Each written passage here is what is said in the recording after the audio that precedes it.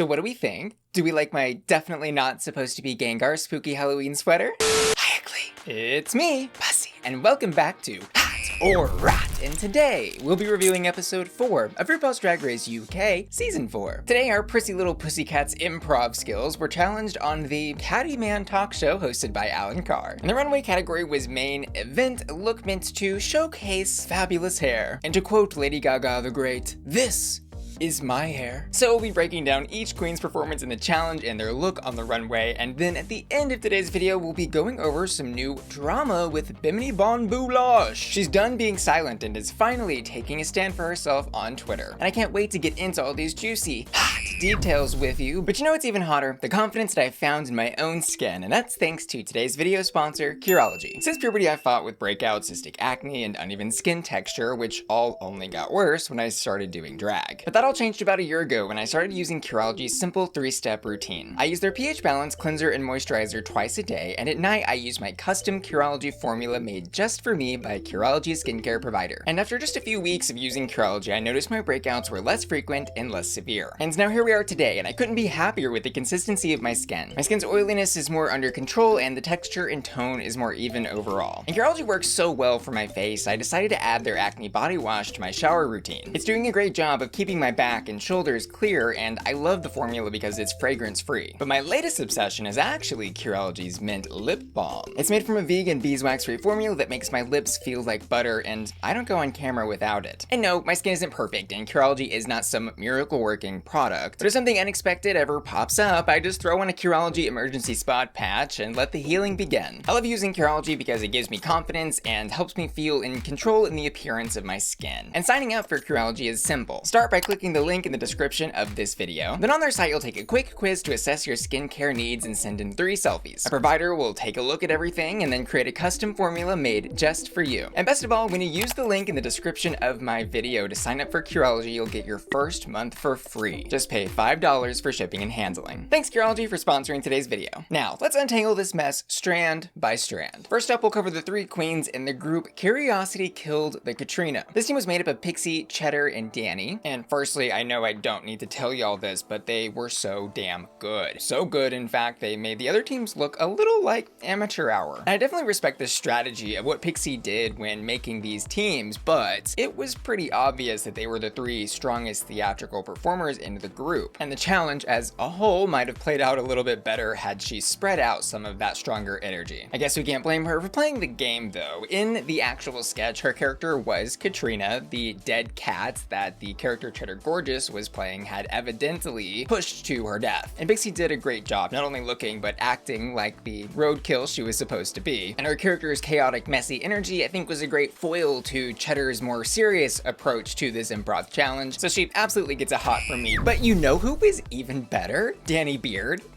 To quote Cheddar Gorgeous, that was so shady when she did that untucked. Love that messiness for her. But back to them in just a minute. First, let's talk about Pixie's runway, where she was giving Venus, goddess of the clamshell. I can't believe Lady Gaga not only inspired this runway category, but Pixie's actual runway. What an icon. And firstly, yes, I do think this look is really pretty. The placement of all the pearls is really well done. I love the flowiness of that fabric, contrasting that tight bodysuit, and the camp factor of having the clamshell have no pearls in it was a really funny detail. But I've got to say, when she turned that corner, she really caught me off guard because I was expecting hair everywhere and she gave it only in one place, her head. How's your hair? Head. I'm just not sure that I ever would have guessed this runway category from the look. It feels more like they were told to feature hair rather than construct a look of hair in some cases, as we'll see tonight. And I do love being surprised, so I'm gonna give this look a hot. And next up, grab a slice, it's Cheddar Gorgeous. And her performance was interesting. She starts their group off and is giving this very dramatic, kind of self-indulgent monologue. It felt a little out of place, but then again, Cheddar does often feel a little out of place with her alien deity persona thing that she's always doing. That said, I did actually really enjoy it once I kind of got used to it and it clicked what she was doing. It seems though the judges telescope into her performance couldn't see the planet she was on, and she got a little bit of critique from them for kind of being disconnected and too theatrical in the improv. But honestly, I think she deserved a little more recognition. I mean, after all, she was one of the only ones to actually start a cat fight in the Catty talk show thing. Like, Hello? Teleport me to planet Cheddar. This was hot. And on the runway, we're all mad, I suppose. I sure am. She's giving us a little Cheshire cat from Alice in Wonderland homage, but make it furry. I love what she did here with the artistry and the makeup. She did a great job, I think, of blending that human and animal element together. And I can't say I love being reminded of the nightmare fuel that Cats the movie is, the recent one, but she really did an excellent job on this. I will say though, it wasn't perfect for me. I think there maybe was a slight mismatch in the color matching with the bodysuit and then the pink tones and the fur that she did, and God forbid I say anything about a boot on a runway review section of this video, but I didn't love the boot. I wanted a little fur on it. Doesn't anyone just enjoy drag anymore? This look is hot. Next up, our first out in musical chairs today, Danny Beard. So in the challenge, her character is called Mystic Mog, and she is the sidekick reconnecting Pixie and Cheddar. This was a really bizarro performance from her, and that is really what I think made it work. Plus, she's got a great chemistry with Alan, and I think they did a good job together kind of breaking the wall as soon as the sketch started when Alan calls her out for the comedy teeth that she's wearing. Was that scripted though? I don't know. And that was actually a question I found myself asking several different times throughout their specific challenge performance. It was almost too clean and too well rehearsed feeling, or it was at least edited that way for it to truly feel like an improv performance for me. But to be clear, I'm not complaining, I'm just confused at like how excellent these three did together, and Danny truly was the glue of this group, and she absolutely gets a hot from me. Hot glue. And over on the runway, Danny's giving dog walker mommy and daddy. This is very pick the kids up from school at 3, 80s hairband practice at 5. I immediately thought of Alyssa Edwards' interpretation of this very similar type of look back on season 5 when I saw it, and it's cute for what it is. But for Danny, I will say we have seen the white face and box silhouette pretty much every week from her on the runway so far, and I'm kind of getting bored with it. I think especially for this being the hair runway, our bearded queen probably should have emphasized her beard in some way. The look itself certainly is not a bad one. I'm just not super excited by it, so I'm gonna leave it at a warming up. Next up, moving into team 2, Cat's Got My Tongue. Tongue in question? Dakota's. She's playing the character of Tabitha, who has somehow, we later learn through Phil, through a black hole of sorts, swapped tongues with Baby's character. It's a very convoluted story, honestly. It wasn't explained well, and I think the characters were kind of strange overall. That said, I really did enjoy Dakota in her group, the most of her group. I think she really is starting to relax in Drag Race, and the more relaxed she is, the more confident she is, and all of that really does show through here. She allows everybody to laugh with her as she's kind of stumbling over the lines that she's saying in this like street winch voice. Again though, what was really going on with this storyline, I'm not totally sure, but I enjoyed what she did, so I'm gonna give her a hot. And over on the runway, she is gone with the wind. She's actually giving us Moschino, Galliano, Grandma's doll collection, but wrapped in a curtain. And this was another runway tonight that I was like, hair? Where? Then we can kind of see how she has transformed the idea of doing a hair runway a little bit and created a wig out of what would have been like a curtain tassel. It didn't really give me hair. I wanted bigger, better, more exciting hair. That said, the look is very Dakota. It's elegant, simple, and very pretty. I like the shapes and silhouette that she's created here. I would certainly give it a hot in like a curtain category or something. I just don't understand really how this made hair the main event. So I'm gonna leave it at a warming up. Next up, is that a croissant in her stockings, or is she just happy to see us? It's LaFille. And in the improv challenge, she plays Dr. Feline, a character name that was really tailor-made for her, but unfortunately, it seems like the actual role wasn't. Her performance in this was chaotic all over the place, and she seems very deer in the headlights when she's actually on stage. It's very messy. There was even a part where I think she was actually supposed to prompt the hairball situation that the other two girls did, but Alan Carr, I think, notices that she's kind of losing her step and pace in the sketch, and he prompts that event. And Alan doing this made me realize this group in general was very disjointed. It felt like all three of them were just kind of doing their own thing and not interacting with each other very well. So yeah, I'd send this doctor back to med school or vet school or whatever school it is that treats human cats. This was a And over on the runway, call the plumber because girl, the drain has been filled with hair. And you know, the judges really ate this look up. I think it's good and bad. The colors I think are very pretty, I like the movement in it, and the shape overall is good. She certainly has created a look made out of hair, and for that, I think she deserves some praise. LaFille's basically supposed to be the drag queen that got stuck in your shower drain. Let me go check mine real quick. Oh, and LaFille also has a wig reveal on this runway. Why though, I don't know. I just don't really care for a wig reveal personally unless it's revealing to something that really enhances a look or there's a reason that it's happening. So hot for the category, but I would probably use Drano on this look. It's just not to my personal taste, so gonna get a soft.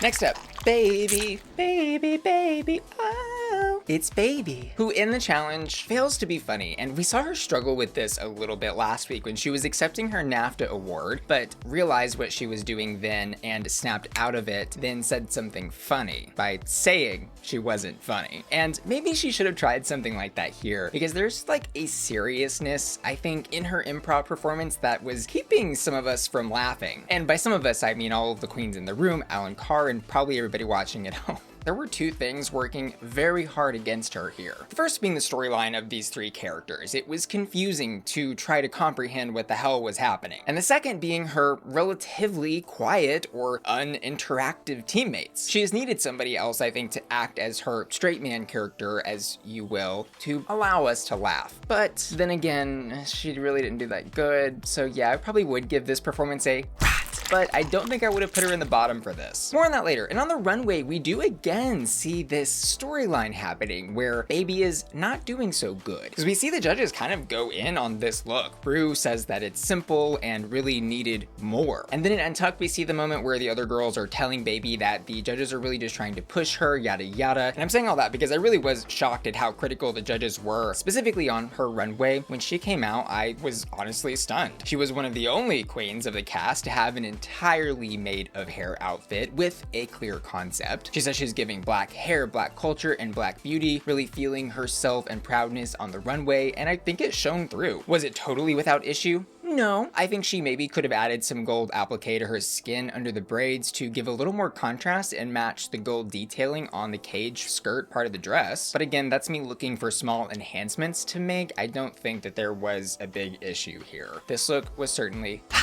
And finally, team 3 in the sketch Catfish out of the bag, which actually should have just been called Cat Got Your Tongue 2, considering how Sminty's performance went. First up though, let's talk about Black Peppa, who is really gonna miss Ginger, and I will too.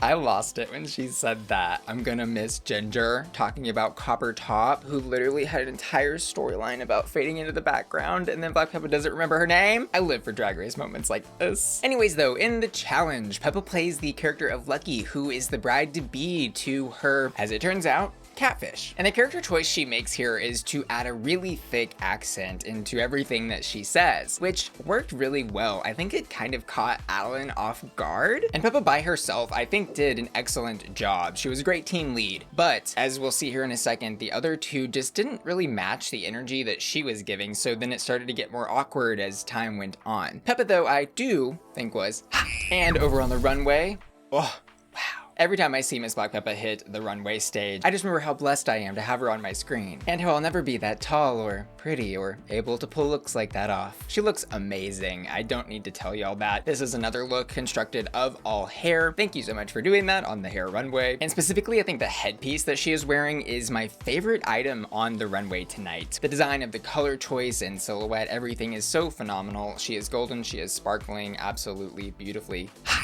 And next up, Sminty Drop, who like a moth to flame met her bitter end tonight. And Sminty, I could tell, probably was not going to do well in this challenge based on the storyline they were building throughout the early parts of the episode. She was getting lots of confessionals, and then we hear her talk about how she thinks her chaotic energy will be good for an improv challenge, which told me, oh god, she's gonna flop. And there really is not anything else to say about her character besides she gave nothing except a twerk.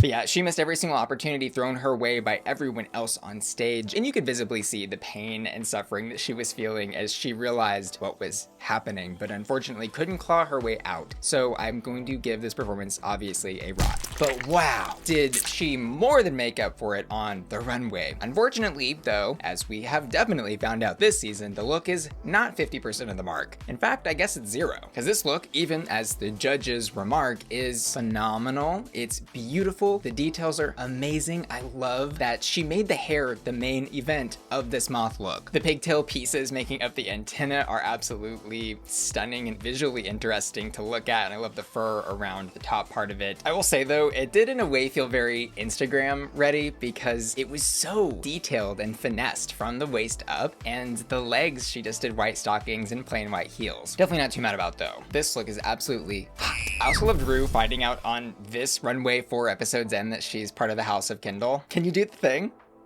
I just know Rue had no idea what she was even saying when she said that. The producer just told her to ask. And for our final kitty cat on the catwalk tonight, we've got Jonbers Blonde. In the challenge, she plays the character of Claudia, and it was funny to see her come out with such high energy, very ready to do this sketch. She knew exactly who she was and how she was gonna do it.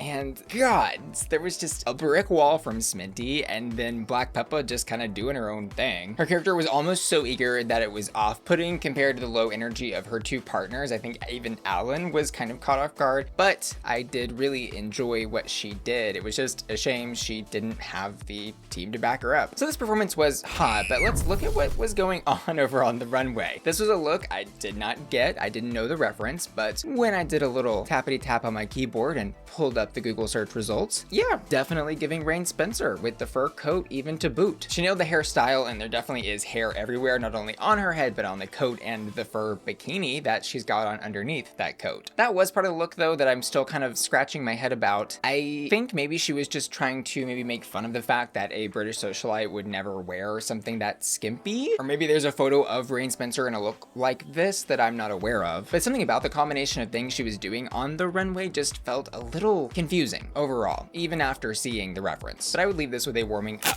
So the win this week goes to, shocking twist, one of our Group 1 members. And I was kind of sitting there thinking, why are we giving just one win out? I don't know, the first group was so good, so phenomenal. I kind of think that they critiqued Cheddar Gorgeous a little bit just to justify maybe not giving out 3 wins again, especially because we did just have 2 group challenge wins 2 weeks prior. Rue said, I'm cutting the girls off. We're only doing 1 repeater badge this week, even though they all deserved it. And I stand by that. And overall, I did enjoy this challenge, but it was pretty stark how good the first group was compared with the other 2. The other 2 felt like they had never seen or did not understand what improv was or is supposed to be. And I kind of wondered watching the episode if that wasn't why the challenge person was so short, because think back to, for example, the Fairy Tale Justice episode from All Star 7. It felt like that improv challenge went on for 10 or 15 minutes for both of those groups. But here we had 3 different groups finish their challenge in like less than 10 minutes. I don't know, just food for thought. But bottom 2 today goes to Sminty and Baby. I don't necessarily agree with putting Baby in the bottom, as I mentioned, because nobody puts Baby in the bottom.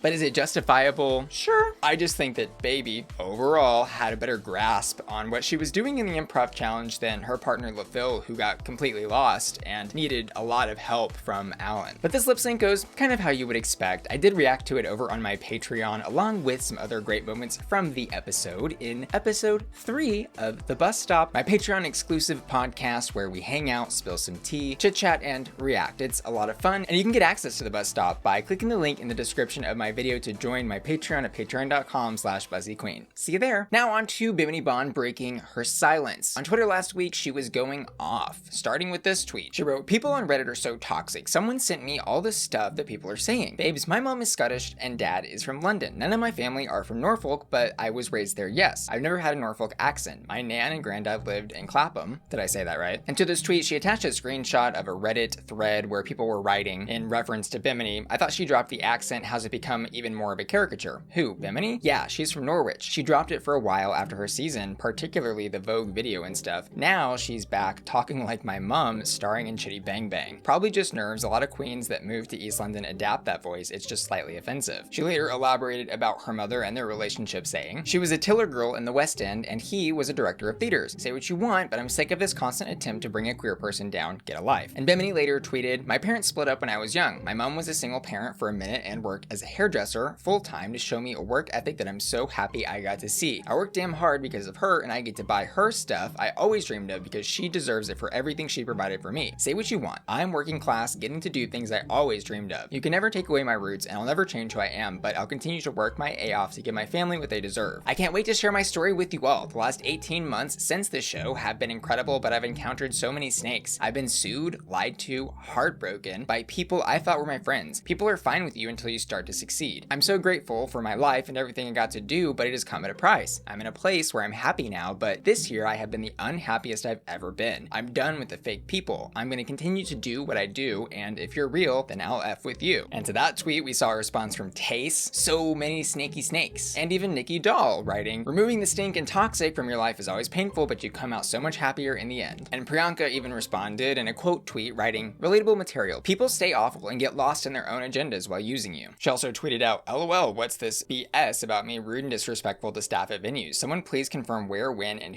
who, because that couldn't be less true. People really be jumping lately. Which might have been a reference to this Reddit screenshot she posted later, where they wrote in reference to someone else calling Bimini wholesome. They weren't wholesome when they slammed a door in my face, or the multiple times they've been rude to my staff or performers for just trying to do their jobs, LOL. It always gets my back up when those with more money, power, privilege try and play the victim when they victimize others on the daily for no reason. All of this merch stuff could have been handled better too, rather than leaving the fans to support you the most out of pocket. To which she directly responded writing, who is this toasted crumpet, because this is a lie. Firstly, I never have slammed a door in someone's face. Secondly, I'm not a rude person and have never treated staff or performers like this. If this is true, name the event, performers, and venues, stop lying, it's pathetic and vile. And then in this Twitter thread, she clarified what was going on with her merch situation, which from what I understand has been a bit of a nightmare for her and fans and everyone involved since she left the season and set up her store. The merch situation is terrible, but finally I can legally pay back the refunds from people that want them. FYI, I am paying it all back from my money that I haven't made profit from. I have tried as hard as I could to sort this all out from what I could legally talk about it. Another FYI, I haven't been sued by a fan. If anyone has noticed, I haven't sold any more merch online due to this since my merch shop got shut without my knowledge over 15 months ago. I'm genuinely so sorry about this, and I want to say it had been such a negative experience with my career, and I never wanted this to happen. I never wanted my fans to go through a situation like this when they were wanting to support me, but I also never thought I'd go through a situation where I put my trust in people that took advantage, used, and sued me. I've somehow managed to maintain and thrive despite so many behind the scenes attempts to bring me down because I valued myself and my artistry more than the people around me. The fans' refunds are happening as I type this. I love my fans and I'm so thankful for all the support, and I really hope that they can move past this, and please understand I couldn't say this and I probably still shouldn't be, but I'm done being silent about a lot of things. I'm sorry, and I can't deny how awful it was. For all those that have supported me, I love you. So there we have it. She's cleared the air and spilled the tea. And I will say, we often see people get stuck in situations where the fan or public response is for them to immediately respond. However, that's typically the first thing that lawyers, if they're involved, say not to do. And obviously it would suck either way to be her in this terrible situation or a fan who thought that they were supporting a queen they loved and used their hard-earned money that they lost. It's a tough situation, but I'm happy she's been able to clear everything up and can get everything in her life back on track. Now finally, back to UK4. I'm gonna go ahead and give my hottest hot on the runway to Sminty Drop, which unfortunately is the last time that I can say that. And my patrons, who I also asked to vote for their favorite runway tonight, voted for Sminty Drop as well. Lastly, I want to say thanks so much for watching today's video and give an extra special thanks to the sponsor of today's video, Curology, for keeping my skin consistently clear. Don't forget you can check them out using the link in the description of this video. When you sign up, you'll get your first month for free. Just pay $5 shipping and handling. And I want to give an extra special shout out to Serge Munoz and CJ, who've just joined my Patreon at the tier, and Aiden the Individual, Asap Hakel, Ashley Brungart, Cyrus Dickey, Felicia, Hector Simancas, Jeffrey Steenberg, Joseph, Kyle Hermes, Laura, Lassat, Louis Labrador, Ruff, Luke Peterson, Mark James, Matthew Burns, Matto, Michelle, Your Bell, Miss F, Neely, Sailor, Stephen, Topher, Travis, Lundy, Neely, and Will and Tanner, who are all supporting me at my Bussy Queen Collector tier. See y'all later. Love ya. Bye.